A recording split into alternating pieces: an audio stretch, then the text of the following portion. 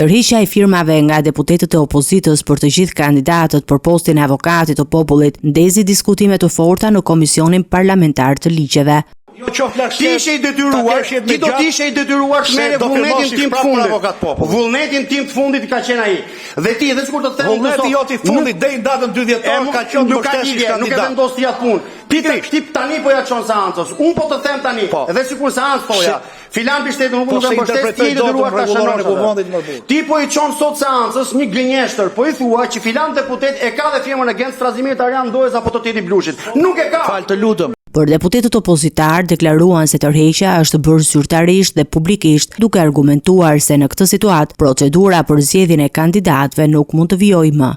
Nuk po të themi mos e zgjedhni. Shkelen edhe këtë traditë mirë, sigurisht që nuk është ligjore, por ti nuk mund të thuash e kam zgjedhur filanin, kishte edhe mbështetjen e grupit parlamentar të Partisë Demokratike apo grupit parlamentar të LSI-s, sepse kjo nuk është e vërtetë. Edhe nëse ti nuk e verifikon dot kur e ka marrë firmën ai, edhe sikur të ishte kështu, ne po të themi sot, vullneti i fundit është ky që kemi sot, nuk e mbështesim me firmë, me vul, me shkresë, me argument. Kësaj ti nuk mund të ikësh. Dua t'ju kujtoj që të drejtën e propozimit ose të qenurit kandidat nuk e bën shprehje e vullnetit, por e bën firma e deputetit. Tërheqja nga firma është një akt juridik. Heqja dorëheqja. Sepse sipas kësaj logjike kur çdo që ka dhënë dorëheqjen deri më sot apo jo, nuk do një jetë. Po e them publikisht ta dëgjojnë gjithë. Nga pikpamja morale ky s'është akt as burror, as juridik. E imja personale, e maj përgjegjësi për këtë që po them. Por nga pikpamja juridike tani, ne ndodhemi para i fakti. Imagjinoni kodin e procedurës civile kur një palë që ka bën ankimin heq dorë nga e drejta ankimit brenda afatit të parashikuar me ligj. Çfarë ndodh në gjykata? Pyetje juridike që mos bëj supozime. Çfarë ndodh kur heq dorë? Atëherë ankimi ka vlerë, dakord? Dhe po e njëjta gjykatë shkallës parë vendos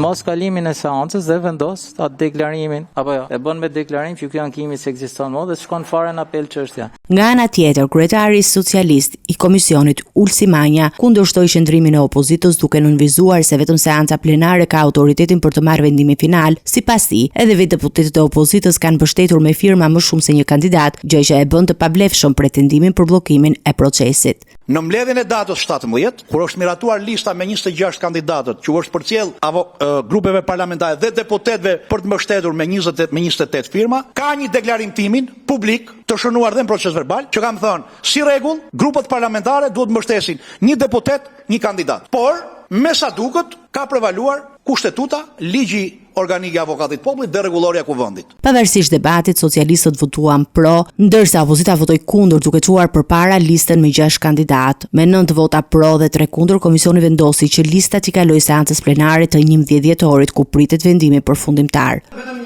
Pro atëherës me 1 sekond.